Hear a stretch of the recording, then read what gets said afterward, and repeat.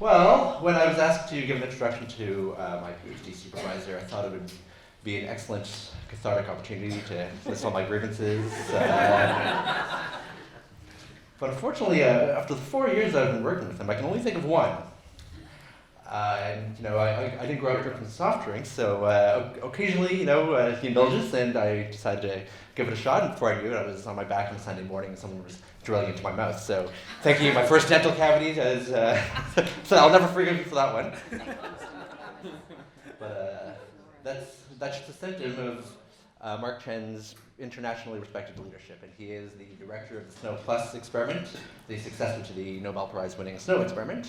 So please welcome Gordon and Patricia Gray, Chair in Particle Astrophysics, CFAR Senior Fellow, Copernicus Fellow, curling enthusiast, closet Ottawa Senators fan, PhD, PN, and most importantly, my friend and mentor, Mark Chen.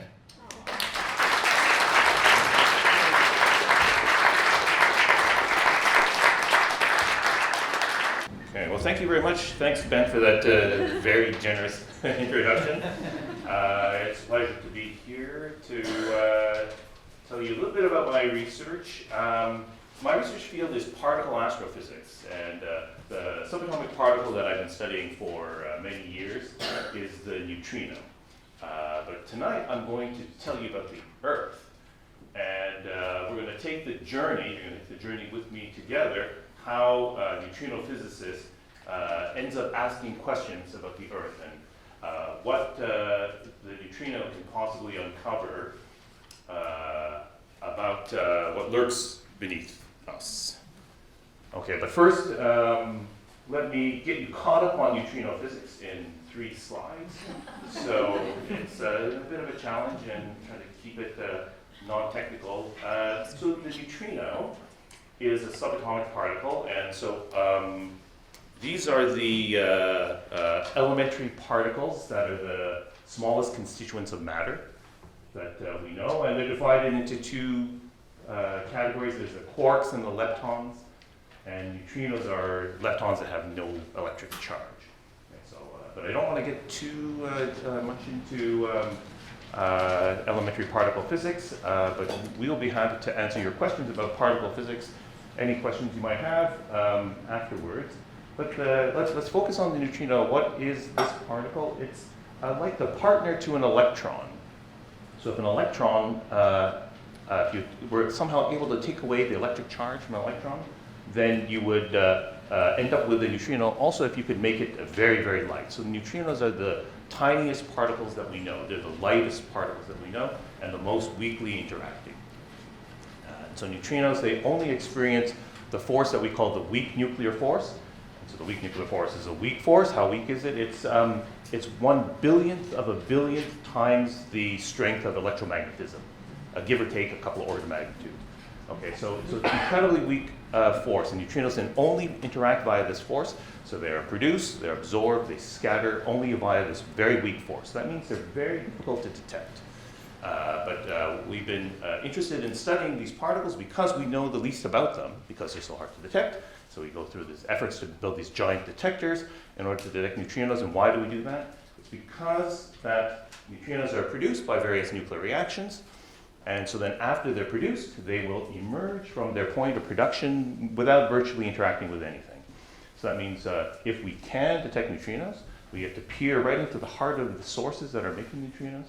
And this might give us an ability to understand the nuclear processes that are happening right inside these sources, and possibly also learn a little bit about the neutrinos themselves. So that's the objective. That's why we want to detect these particles, even if it's very, very difficult to do so. And so one project that I think many people here in Kingston have heard about is the Sudbury Neutrino Observatory. It's a project that we in the physics department at Queen's are very proud of, a project led by physicists in our department at Queen's, that we built a giant neutrino detector in the mine in Sudbury. And so deep in the mine, it's an active nickel mine, now owned by the Vale Mining Company. We're 2 kilometers underground in the mine, and we built this giant neutrino detector which has a giant ball made of acrylic, transparent acrylic ball that's 12 meters in diameter, and it's filled with 1,000 tons of heavy water. And the heavy water was the target for the neutrino interactions. Surrounding this target were approximately 10,000 very precise light sensors that could sense single photons of light. So when the neutrino would come into this detector, it would interact inside this heavy water via the weak nuclear force, and this would produce a flash of light, and then these very sensitive light detectors would catch these flashes of light, and we would use this as a way to detect neutrinos. So one of those light detectors is over on the display table, and after the talk, then you'll have an opportunity to see it and talk to my graduate students a little bit about the detector if you're curious. And so and many people, I think, have heard the story about the Sudbury Neutrino Observatory, that in the SNOW project, this fantastic experiment detected neutrinos from the sun. These are neutrinos produced by the nuclear fusion reactions inside the sun. And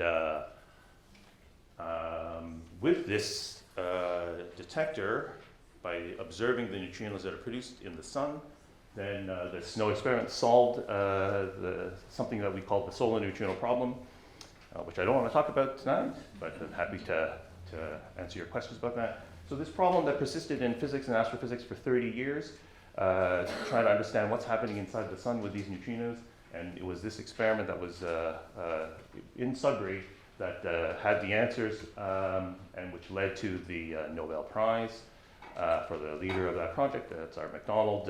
He was a co-recipient of the Nobel Prize in 2015, Nobel Prize in Physics, for the discovery of neutrino oscillations. Okay, so that's, I just want to get you all caught up to where we want to go in our journey tonight. Neutrinos, we build these giant detectors, and then we want to do something interesting with these to learn about the neutrinos themselves, and also to study the sources that are producing these neutrinos. Okay, so then let's ask some questions. What next? This is a pretty tough act to follow. Okay, the Nobel Prize winning experiment.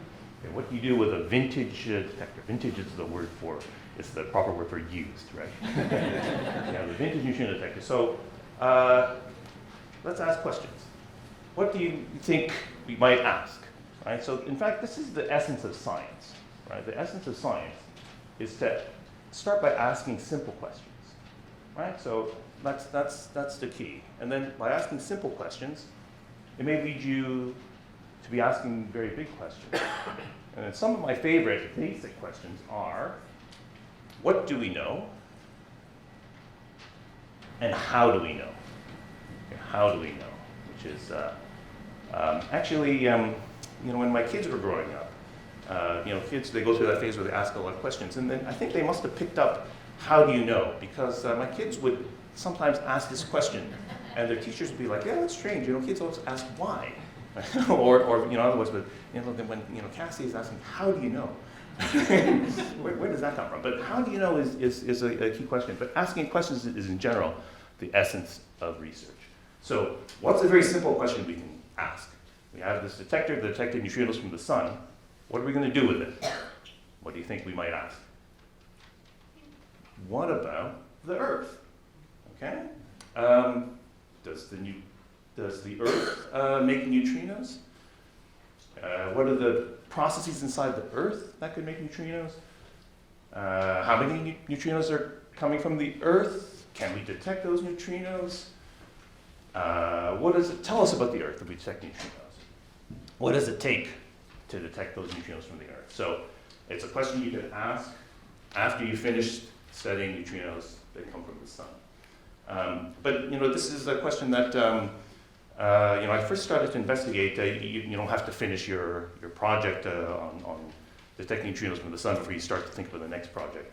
Actually, I was a graduate student when I first started to look into the possibility that, what could be interesting by detecting neutrinos from the Earth? And then if I look back on it, it was like 25 years ago, so I know some of you are doing the math right now, right? I was 18, just like Henry Van Hoff, right? As a graduate student when I started asking this question, so super young, And so, yeah, so let's ask that question. What does the Earth emit in terms of neutrinos? Okay, so it turns out the Earth emits antineutrinos. So every particle, every fundamental particle has an antimatter counterpart. And so neutrinos have an antimatter counterpart, and so then we call them antineutrinos for lack of imagination. And so the antineutrinos, actually there's, in physics there's a very interesting question whether neutrinos and antineutrinos are actually different. It's a very subtle question that's important, that something that our projects are trying to answer that question. But the Earth emits antineutrinos because these come from the decay of heavy elements in the Earth. So the fusion of light elements in the sun emits neutrinos, and the decay of heavy elements in the Earth gives rise to the emission of antineutrinos. And it's the decay of these elements that are naturally occurring radioactive elements in the rock below us, uranium, thorium, and then also potassium to some degree, that produce antineutrinos that come from the Earth. And so I grabbed these images of uranium, thorium, and potassium from the internet because they look great, these images.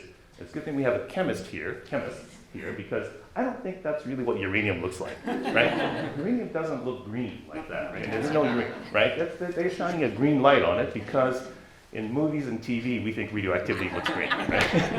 Homer Simpson and the nuclear so that's not really uranium, right? But it's got that cool green color. And this thorium, I'm not sure why it's luminescent at this point. So that's, I don't know if it's really thorium. And potassium? I think it might be liquid, but anyway, that's okay. Yeah, okay, so you're not too sure. Better. Yeah, maybe better. So uranium, thorium, potassium, radioactive decay of these elements thought to account for over 99% of the Earth's heat from radioactivity. And radioactivity is also thought to be a large fraction of the total heat output from the Earth.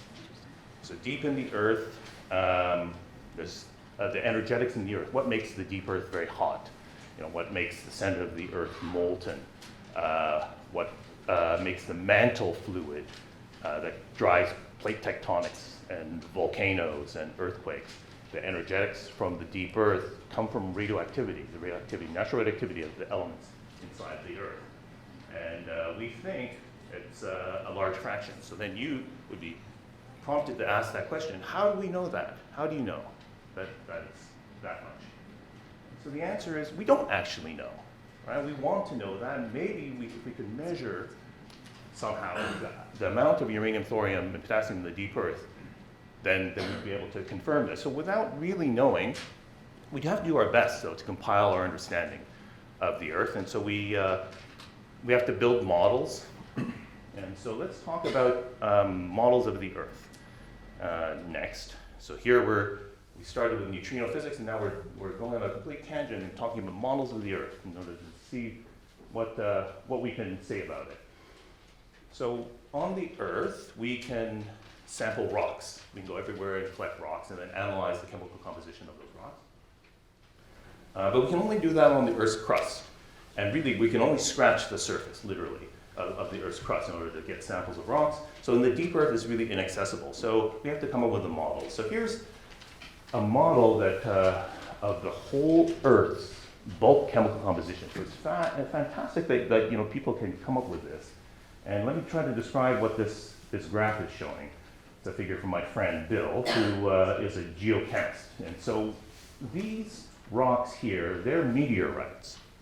Special class of meteorites called Ci carbonaceous chondrites. Meteorites are rocks that have fallen from space, and so we believe they originate from either from chunks of rocks from the asteroids or from maybe broken off the planets or moons. But some of the meteorites maybe are primordial, from the original material that formed the solar system. So one way you might test that idea is this primordial material is, let's look at the chemical composition of these meteorites. And so each dot here is an element. So all the elements are plotted here. And it's the relative abundance of those elements with respect to silicon as a normalization inside this meteorite, these Ci carbonaceous chondrites. And then we look at the solar photosphere, the chemical composition of the sun. We can't get a sample of the sun, we can't do that. But we can determine chemical composition of the sun by spectroscopy. So just by looking at the sun and seeing the light from it, we can tell. And we can plot this relationship. So apart from a few of these outlier points, that are all light elements, and we understand the reason why they lie outside of this curve. These lie on this amazing line. This is science right there. Right, when I see this is science. This is an incredible correlation that really is a strong hint that what the material that made up the sun could really resembles this material, and it could be the primordial material in the solar system that then would have made up the Earth. And so then model builders would then come up with this idea. So here's my attempt at a PowerPoint animation of how the Earth formed. And so here are these primordial material, these rocks.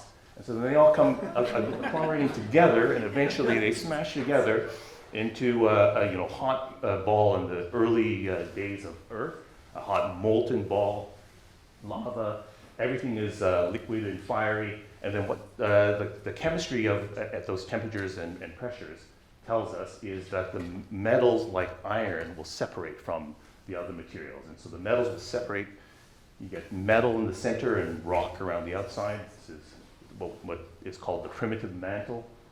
And then over time, as it cools, you get a crust that forms on that. Just like if you left some pudding outside after you made it, and you get a crust that forms. But this process is very dynamic. It's a liquid, and there's convection, there's chemical enriching as this is happening. And so the mantle and crust differentiate, but the core solidifies, and we get an iron core in the center and differentiated crust and mantle. So that's our idea of what the Earth is like. We have a good idea of what the core is like in the Earth, and that comes from seismology. This is the how do you know question. We know that Earth has a core, a solid iron core, from seismology. You can see the earthquake waves and other sound pressure waves that propagate through the Earth and are picked up by other stations, seismic stations. But seismology tells us about the physical structure in the deep Earth. It doesn't tell us about the chemical structure. So we'd like to know that chemical structure, and then also to get an idea what is the whole Earth, bulk chemical composition, because it tells us about Earth's origin, right? Models of how the Earth is formed. And so models of the Earth's origin, there's one more very, very technical slide. I'll just try to explain it here to capture the flavor here. For my friend Bill, is that here we're looking at the condensation temperature for different elements. And we find that there's this relationship here. These elements are lithophiles. They like to be in rock. So none of these elements are iron or nickel or cobalt. They like to be inside the core. And we find a whole bunch of them like to lie in this region here, and there's a bunch that lie on this slope. And these are some combination of measurements and modeling in geochemistry, the condensation temperature. So when you have this at very high temperature and then this material cools, where does this end up? And so we find a whole bunch of them ends up here, and uranium and thorium end up here, and potassium ends up here. So my friend Bill tells me, he says, Mark, if you can determine how much uranium and thorium is in the deep Earth by looking at the neutrinos that are made from uranium thorium decay, then you can tell me if I've got these points right or not. And if they're different, that's really interesting. If the uranium and thorium are different, that's even more interesting. And if they're right on this curve, that's my model, I'll buy you a case of wine. So I'm trying to get that case of wine from my friend Bill, and we're trying to look at the amount of uranium and thorium in the deep Earth, possibly the potassium, by looking at the radioactive decay of those elements producing neutrinos, and we're going to try to detect them with our neutrino detector. So that's what we call the GeoNeutrinos, as opposed to the solar neutrinos that the Sudbury Neutrino Observatory observed. So we detect GeoNeutrinos with this reaction, and I won't explain this particle reaction, but it's a signal. This reaction makes a signal in our detectors that we can use to detect the neutrinos emitted by uranium and thorium. This reaction, unfortunately, doesn't see the potassium neutrinos, so we're working on that problem. But with this reaction, the neutrinos come in, these antineutrinos from uranium, thorium decay in the Earth, and they are looking for protons to absorb them, and then it'll produce a signal in our detectors. And so that's good. We just need a detector that has lots of protons. And protons, as many of you will know, are the nuclei of hydrogen atoms. And water is H2O, so it has lots of hydrogen, right? But oh darn, right? Snow had heavy water, right? So the original snow experiment had deuterium And so, in fact, 1,000 tons of heavy water has no protons in it, no free protons. So the original snow experiment doesn't see these geoneutrinos. It actually, the neutrinos can interact with the deuterium, in principle, they could have interacted in snow, but the energy threshold for that process is higher than the energy of these neutrinos. So for a more technical reason, the original snow experiment does not see the neutrinos from the Earth. But if we could change the liquid inside the detector, then we could detect these geoneutrinos. And so here's our path. They're coming all the way back to the neutrino detector. What do we need to do in order to detect these neutrinos from the Earth? We want to change that liquid. So then we are building this project now, and it is taking data now. So after the snow experiment completed, then there's the whole process in science where you have to submit a proposal and get the funding, and then once you're funded, you have to build the experiment, repair things in the old detector, upgrade things in the old detector, and commission new equipment. And so finally we've done that, and it's this project we call Snow Plus because we're adding this liquid scintillator inside that acrylic ball in place of heavy water. What is a liquid scintillator? Liquid scintillator is an organic liquid, so it's like an oil, and organic liquids have carbon and hydrogen in it, and ordinary hydrogen, no heavy isotope of hydrogen. So the hydrogen in the organic liquid will be a target for the neutrinos. The liquid scintillator emits light when particles like neutrinos hit the detector. A whole lot more light, in fact 50 times more light than the original detector would have. So we've upgraded this detector. We're reusing the light sensors. We've repaired some of them. We've upgraded the readout electronics. And right now, as we speak, it's being filled with the liquid scintillator. We're about 1/3, not even. Yeah, not even.